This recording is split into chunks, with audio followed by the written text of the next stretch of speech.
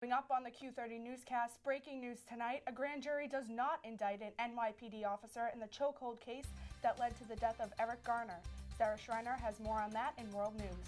Plus, Quinnipiac students react to the recent Ferguson decision, our coverage of the protest, and more. And we're approaching finals week and the end of the semester. Which means the holiday season is here. Quinnipiac is showing its holiday spirit and giving back to the community. All this and more on the Q30 Newscast. Live from the Ed McMahon Center, this is the Q30 News Nightcast.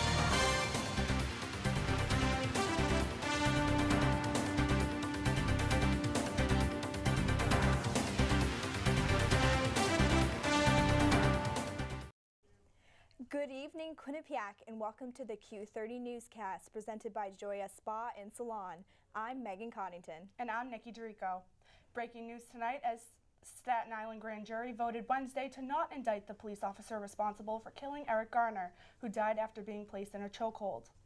We're now going to toss it over to World News anchor Sarah Schreiner, who has more.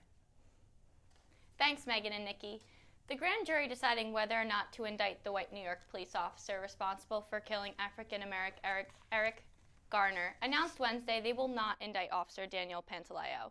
A video of the July incident shows multiple officers confronting Gardner, who was alleged to be selling loose cigarettes, or cigarettes that are not taxed.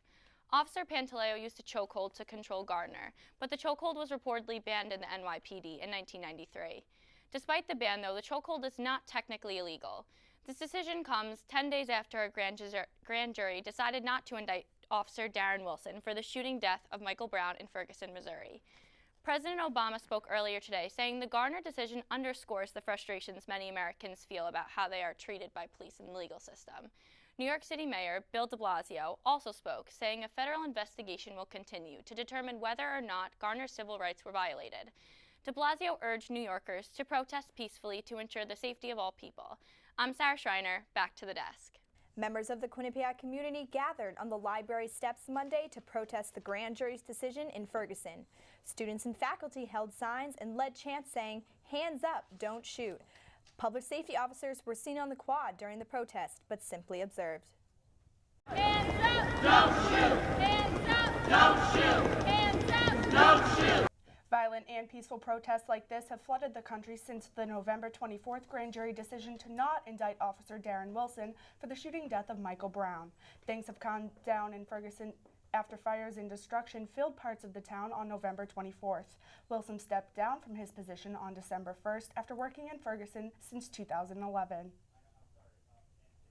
The Learning Commons on campus is a resource for students all semester, but what can it do for students so close to finals week? Sarah Schreiner has the story. Finals week is days away, and many Quinnipiac students look to the Learning Commons for additional help. Towards the end of the semester, Bernard Grindle, assistant director of the Learning Commons, says they do see many students for the first time all semester. At this moment, if it's a student's first time coming to the Learning Commons, we can help them set up some time management skills to deal with the difference between a finals week and a regular week. Grindle says the ideal situation would be a student who has been using their services all semester long. But what about students who haven't? Maybe this is the moment where they can talk about test-taking techniques or how to study for a final as opposed to how to study for a regular test. What many students forget is that the tutors are peers. They have finals too. Many of the tutors don't have the freedom to tutor during finals week. Grindle says students should do a little bit for every class every day because disasters can happen. So you don't want to say that Wednesday is the day that I'm going to do all the studying for my test in this class, because what if Wednesday turns out to be that disaster day? Students should still allot time for themselves and plan out their time specifically. Most of all, he urges students not to panic during finals week. For finals week, the main thing is just to keep calm.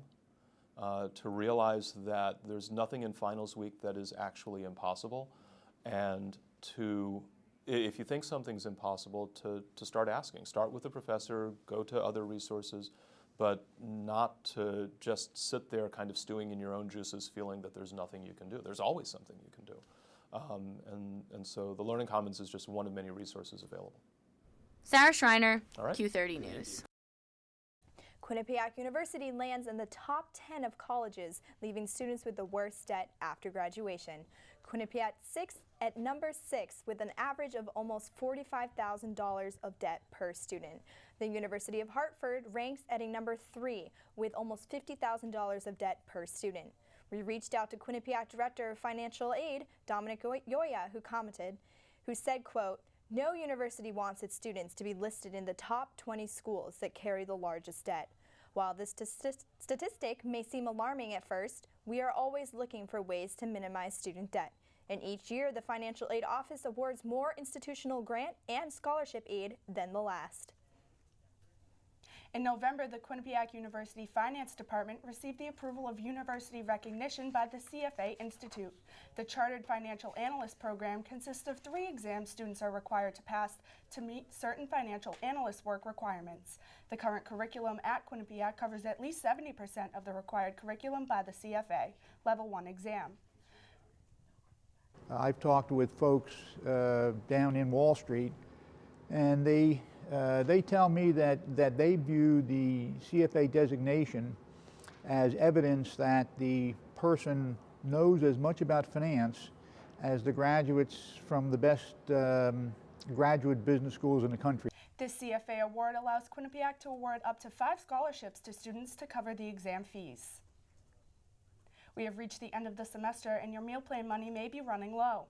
But Quinnipiac is offering a free meal to all students. The university is hosting its annual holiday dinner this Thursday night in the Carl Hansen Dining Hall. The meal is free to students and includes a holiday buffet, dessert served by professors and faculty members, even President Leahy. The dining sessions for the holiday dinner are in half-hour time slots, starting at 4:30 and ending at 6:30 p.m. To sign up for a time slot, you can log into the Bobcat student portal online and print your ticket. Speaking of the holidays, holiday shopping is in full swing, and many stores will have deals to attract shoppers. Elijah Westbrook explains how you can avoid being a victim of identity theft during this holiday season. Now that Black Friday and Cyber Monday are officially over, this can only mean one thing. Holiday shopping season has begun. You know, the sales, everything's cheaper. I normally get gifts for other people because this is the one time of year when it's really important to actually not think about yourself. Typically, Black Friday is the unofficial start of the holiday shopping season. According to the Associated Press, $11.4 billion was spent alone on Black Friday this year. That's a 2% increase from 2013. But with the holiday season in full swing, many people can be victims of identity theft if they're not careful. I shopped at Target, I used my credit card, and I got a notification a couple weeks later from USAA, who's my credit card provider, and they said that my data was stolen during the Target security breach. And then to check my accounts, and I did, and I noticed that there was over $1,000 of false charges. Alex Lamakin, who was a senior at Quinnipiac University, was affected by Target's breach in security in Massachusetts last year. He says he hopes no one experiences what he went through. It's just keeping track of your credit card, charges, check your statement, and if you have any issues, immediately call, your provider for your credit card service. Keeping your credit card identity safe while shopping online is just as important as when shopping in store. More identities are stolen during the holiday season than any other time of year. I personally try to use money, I'll just go to the ATM. Although this shocking discovery may have some people a bit worried, there are some ways to keep your identity protected and out of harm's way. First, when making a purchase, always ask for the receipt and save it for at least a week. Second, make sure to check your bank and credit card statements regularly for unauthorized purchases. Third, be careful where you leave your personal information, even including around your house.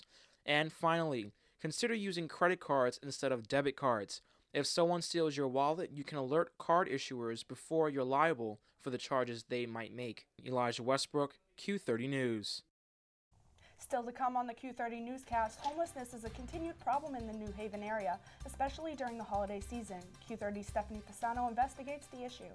And Sarah Schreiner has your world news. Stay tuned. Plus, it seems like winter weather is here to stay. Your full Q30 weather forecast coming up. This is presented by Joya Spa and Salon. For more information, visit www.joyadayspa.com. Welcome to Joya Spa and Salon in Hamden. Whether you want a new look or the perfect wedding day hair, come to us for complete hair and nail care, cuts, styles, updos, extensions, and beautiful dimensional hair color, as well as manis and pedis, acrylics, gels, and shellac. Treat yourself to a facial, a peel, or microdermabrasion. Relax with a variety of massage techniques, including Swedish and hot stone massage. Joya Spa and Salon. Call today. Okay, so highlights for this week look pretty solid. Men's hockey versus Yale, men's basketball Iona. Got some pretty nice graphics too, some OTSs, full screens. Yeah, and I was also thinking for a feature idea, we could do something about head coach Ram Technical and the men's ice hockey squad with the new year and new players. Yes, that definitely sounds good. Yeah. Wait a minute. Where's Mike? What's up, guys? Sorry I'm late. What are you doing? What? Freshman. Welcome back. The annual United Way Holiday Raffle Basket is underway. Tickets are being sold through Friday in the Student Center for baskets ranging in value from $100 to $1,500. The baskets will contain theater tickets, gym memberships, and gift certificates to local restaurants and spas. All the proceeds will go to United Way. The university is nearing its goal of raising $65,000 for United Way. Governor Malloy plans to end homelessness in the state of Connecticut by the year 2020. But how are people without housing staying warm this winter? Our very own Stephanie Fasano tells us where they are going and how the community is helping out. With the early onset of the cold weather this year, New Haven homeless shelters are filling up quickly. When the weather gets cold this early, it just makes it that much harder, and it's a huge 0 to 60 race, right, to get them staffed appropriately. Those in need are flocking to the warmth of the St. Anne's Church soup kitchen. As well as hot food, the church offers a pantry and clothing drive. Just last week, our pantry was bare. It was bare. As you may see, if you guys are here within the next half hour, 45 minutes, we will be getting a large donation of food. Donations come from all over the New Haven area. Today, it's the 6th graders from the Foot School. That's the only way that we're basically making it through this Thanksgiving, that be able to give 100 people groceries plus a turkey to have a nice Thanksgiving. Overflow shelters are open from now until March. Those are seasonal shelters. So you look at the homeless population as far as individuals who are in projects, the numbers are going to go up in the winter months just because there's more beds available. As a general rule in the state, most of our shelters are operating 100% capacity all the time. In the homeless community, 29% of those people are chronically homeless. In 2013 to 2014, over $400,000 was used to provide meals, emergency groceries, temporary housing and shelters, and much more. But United Way of Greater New Haven, which manages the emergency food and shelter program, wants more than just a temporary fix. Recovery and life moving on is very hard to do when you're homeless, but when you're housed, things can begin to change really quickly. So in the last few years, there's been a real shift in thinking that we need to move from managing homelessness to ending homelessness. The hope to transition people into permanent housing. We save $8,000 a year based on Connecticut dollars when we house that person and give them services rather than let them remain homeless. So not only is it what I think is the moral and humane thing to do, it's a cost saving to our system. I don't know what could make more sense than that. Stephanie Fasano in New Haven, Q30 News. A school teacher stabbed while visiting the United Arab Emirates. And a heated eruption in Japan has hundreds of people scrambling. Sarah Schreiner is here to further discuss these stories and more in your World News Report. An American school teacher died after being stabbed in a restroom in the United Arab Emirates. The woman, Ebola Ryan, was in a high-end mall in Abu Dhabi, the capital of the United Arab Emirates, when she was stabbed. Ryan was taken to the hospital after the attack on Monday night, but died from her injuries. Violent crime in Abu Dhabi is rare, and citizens say they were surprised by the attack. Ryan leaves behind 11-year-old twins who are currently being taken care of by authorities until their father arrives from abroad. Japan experienced its deadliest volcanic eruption in September that left 57 people dead. Now the country is bracing for another one. A study by volcanic experts at Kobe University says Japan is soon due for a massive volcanic eruption, one that could leave up to 95% of the country in unlivable conditions. Japan sits right on the ring of fire with more than 100 active volcanoes.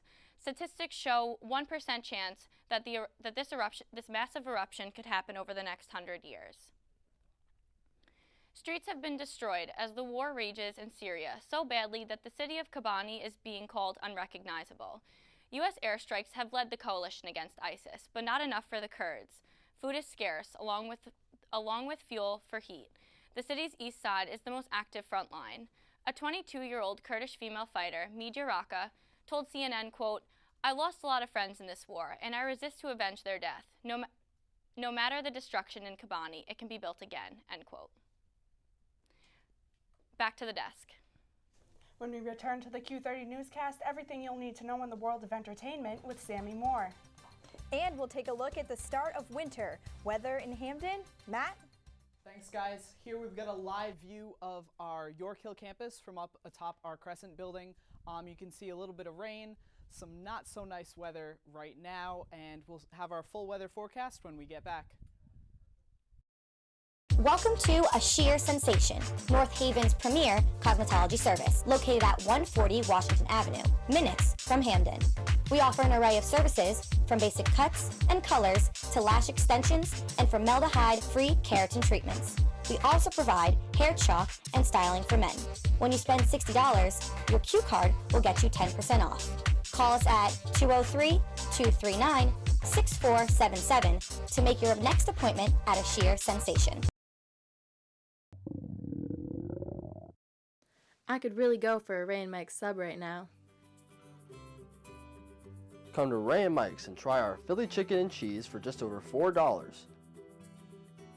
Giant cheesesteak subs and mouth-watering boar's head sandwiches for as low as $4.75. Q Cash accepted just a mile down the road on Whitney, here at Ray and Mike's. Welcome back to the Q30 Newscast. I'm Matt Morris with your Q30 weather report. Looking at the national temperatures, we can see that we've got a pretty typical jet stream for this time of the year.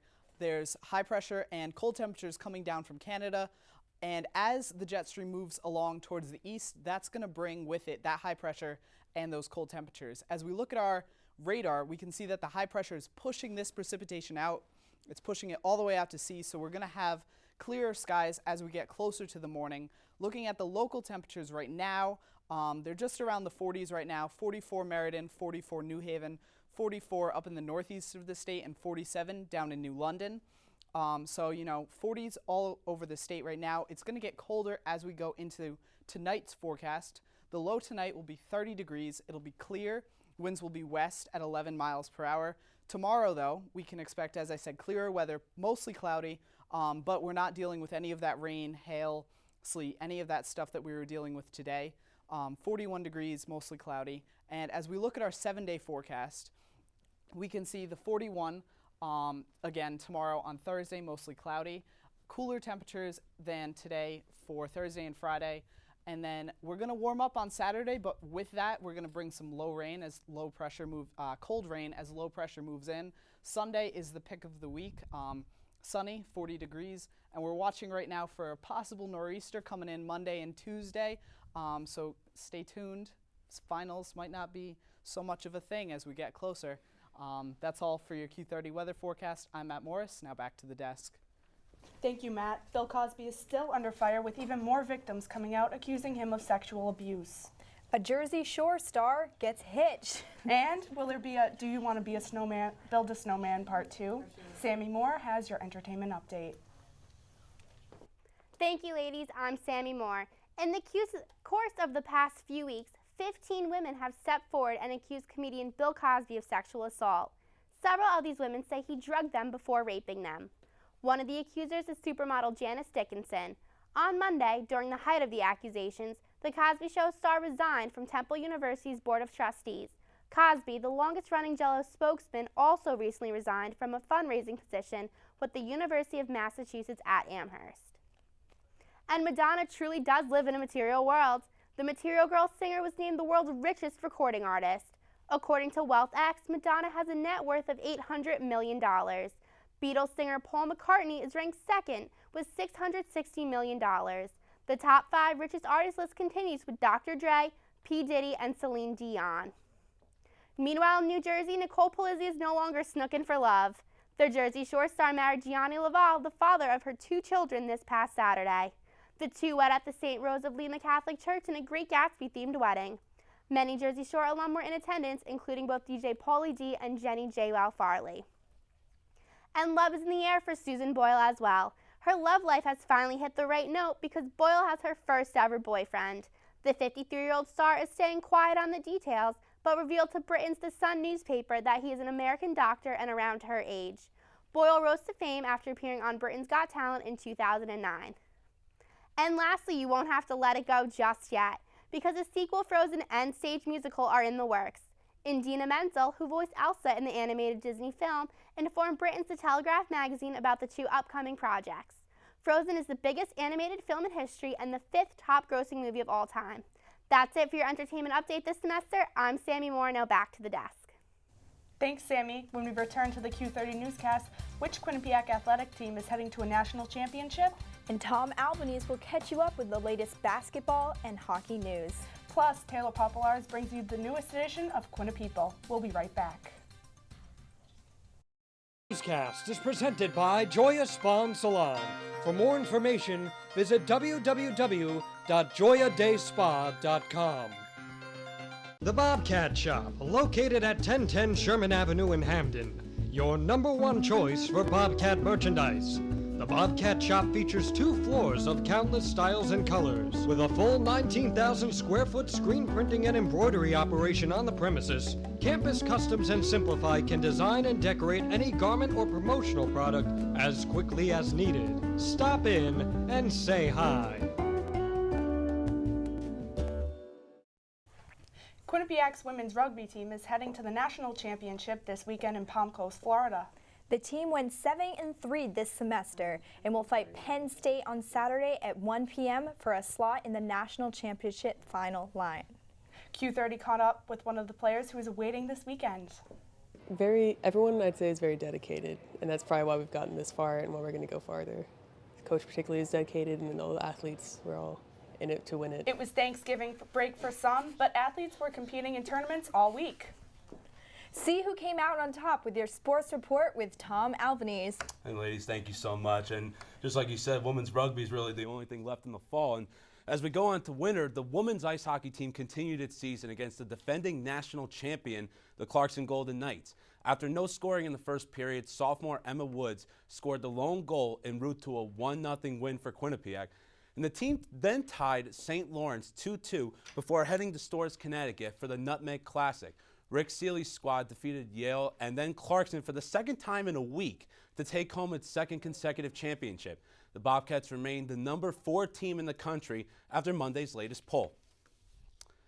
And the men's ice hockey team was riding on a 6-game winning streak, but the Golden Knights of Clarkson put an end to that streak, defeating Quinnipiac 2-1. The Bobcats then returned to the ice on the following day and got back into its winning ways as Sam Annis's 2 goals led to a 3-2 win over St. Lawrence. Quinnipiac then continued its out-of-conference schedule with a home-and-home series against UMass Amherst, to which both the Bobcats and the Minutemen came out with 1 win apiece. In the latest USCHO.com poll, the Bobcats ranked number 15 in the country. And the men's basketball team started the past week on a high note by earning a 76-73 overtime victory on the road at Albany. 4 Bobcats, including Usman Drame and Zaid Hurst, scored double-digit points for the Bobcats.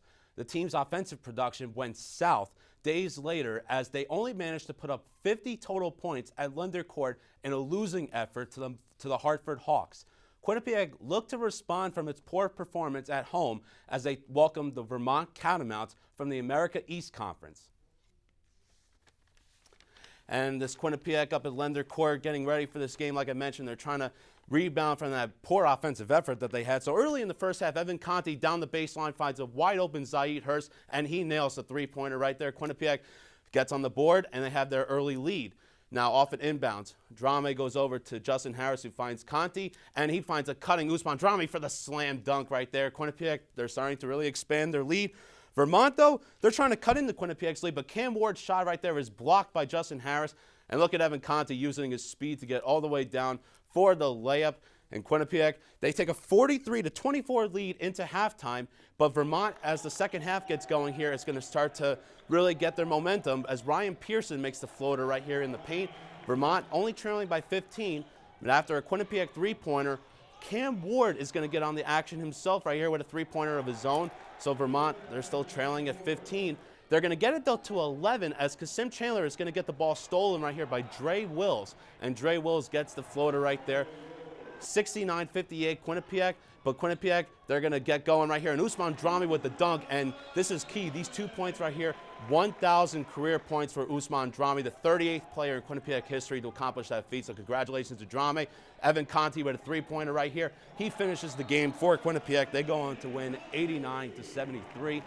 And while the men continued its season at home, Trisha Fabry and the women's basketball team competed in the Hall of Fame Women's Challenge all the way out at South Bend, Indiana.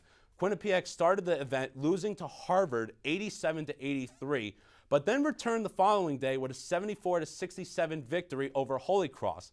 And the Bobcats then lost by a big margin to the #1 nationally ranked Fighting Irish of Notre Dame before finishing the competition by defeating SEC foe Alabama 73-66.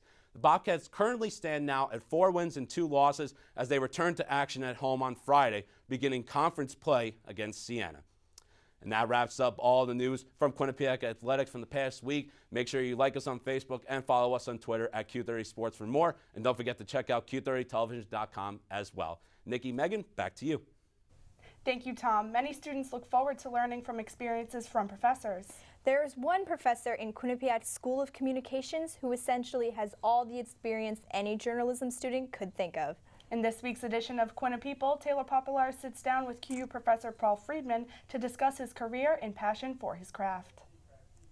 So unbelievably lucky because I lived through and worked during the golden age of television news. Strong words spoken by a man with a strong resume. Quinnipiac journalism professor Paul Friedman is a 40-year veteran of network television news who has held nearly every high-ranking job one can as a journalist. Executive producer of The Today Show, executive vice president of both CBS and ABC News, executive producer of World News Tonight with Peter Jennings. His journey began when he joined Princeton's radio station back in college. I started out as a disc jockey on a jazz show, and then I started doing news and special events, and I guess the turning point was President Johnson came to the school to dedicate a building, and we did live coverage for hours, and I loved it. Friedman went on to Columbia's Graduate School of Journalism and entered the workforce in 1967 as a writer for NBC Radio News. More than 40 years later, his reason for loving journalism is still the same. I think it was the opportunity to show people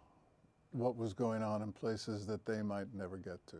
And Friedman certainly did that, showing audiences of 12 to 14 million viewers what was going on around the world each day. The Berlin Wall was pretty incredible coming down, going to China and Russia and wars in the Middle East and riots in American cities and meeting every president since Johnson. But while talking to Friedman, it became clear this dog-loving father of 4 really believes in the historic power of journalism, something he tries to instill in his students and his daughter, who is a producer at ABC News. You can't have a viable democracy unless you have a public that's reasonably well informed. As a professor, Friedman conducts his classes with a sarcastic yet sophisticated style, aiming to help each student improve as a writer. By the end of the term, I see big improvement, and that's enormously satisfying, especially if you believe, as I do, that writing is the single most undervalued thing in the educational system and in journalism. But is Professor Friedman at all similar to Producer Friedman? Well, I yell a lot, but I don't curse quite as much, but my standards are high, and I think in the final analysis, people appreciate high standards. High standards being something Friedman mentions a lot when talking about his career and his legacy. I am proud of the fact that I will leave behind a bunch of people who know what they're doing and who have high standards and who care about the truth. A family man, a professor, and a producer who has been following the same principles for more than 40 years. I don't think I ever stopped insisting on high standards and good performance from people, and I think they profit from that, and I think the audience profits from that. Taylor Popielarz, Q30 News. And that'll do it for this week's edition of the Q30 Newscast, the last of this semester.